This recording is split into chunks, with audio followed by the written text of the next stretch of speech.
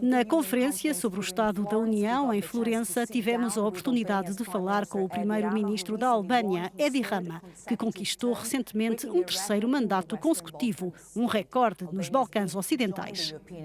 A adesão do país à União Europeia ocupou um lugar central no debate eleitoral. Muito obrigada por estar connosco. A candidatura da Albânia à União Europeia poderá dar um passo em frente, em breve, durante a primeira conferência sobre o início das negociações que reúne a Albânia e países da União Europeia. É um passo importante? É muito difícil dizê-lo. É muito difícil porque já tivemos que dar esse passo há alguns anos e depois voltamos a fazê-lo uma e outra vez. Não aconteceu nada por causa da dinâmica interna do Conselho Europeu, mas espero que desta vez aconteça. Mas não é fácil.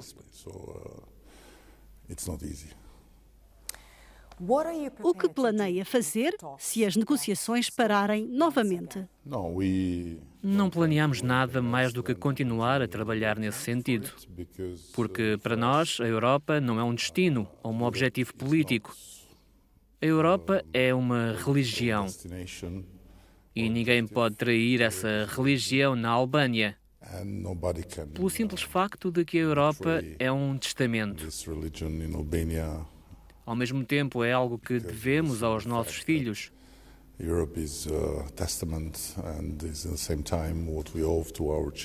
Por isso, vamos apenas continuar a trabalhar, cada vez mais, para que a Albânia se torne um Estado europeu capaz de funcionar plenamente.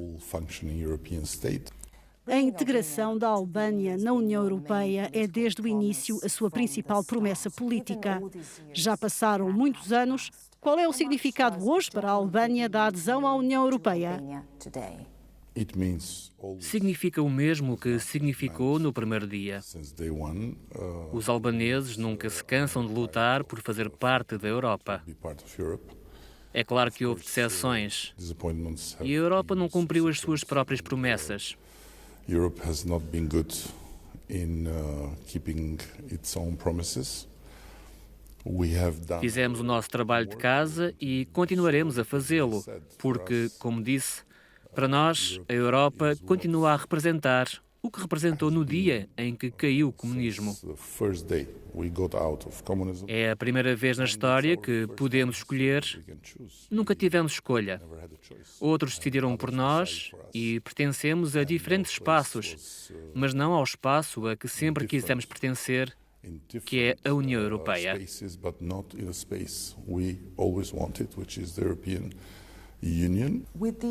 Com o processo de adesão à União Europeia a demorar mais do que o esperado, os Balcãs Ocidentais parecem ter se tornado num campo de batalha para potências externas. Qual é a sua opinião e qual é a posição da Albânia em relação a isso? Por não estarem totalmente integrados na União Europeia, os Balcãs Ocidentais continuam a ser uma zona cinzenta que atrai e oferece oportunidades a outros atores, a países terceiros que não têm a mesma atitude benigna e os mesmos valores e princípios que a União Europeia.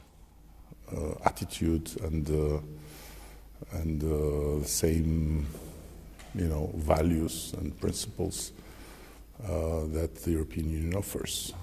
Para a Albânia não vejo qualquer perigo imediato, porque os albaneses são fanáticos em relação ao Ocidente e à União Europeia.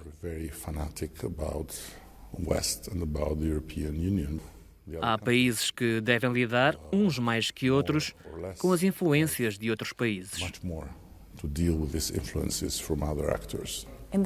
Nos últimos anos, a Albânia passou por grandes mudanças constitucionais em relação à luta contra a corrupção e à implementação de reformas.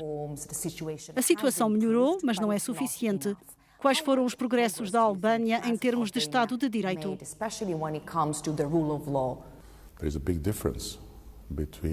Há uma grande diferença entre tornar-se membro da União Europeia e iniciar plenamente as negociações, porque atualmente não estamos prontos para ser membros.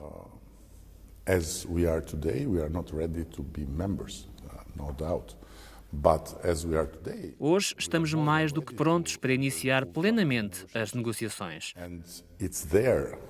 E neste ponto estamos perante uma contradição em que a Europa tem vistas curtas e, de alguma forma, é até hipócrita, porque a Albânia merece iniciar plenamente as negociações. Ponto final. Esse progresso que acabou de mencionar ajudou-o a ser reeleito? Penso que o povo da Albânia tem uma noção clara de que o trabalho não está concluído. O terceiro mandato é um mandato claro para terminar esse trabalho. Não é a recompensa para um trabalho já concluído.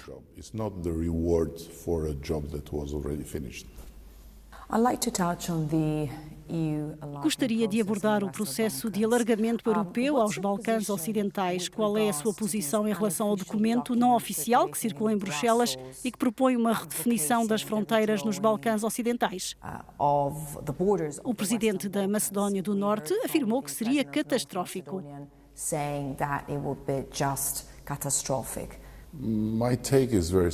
A minha opinião é muito simples.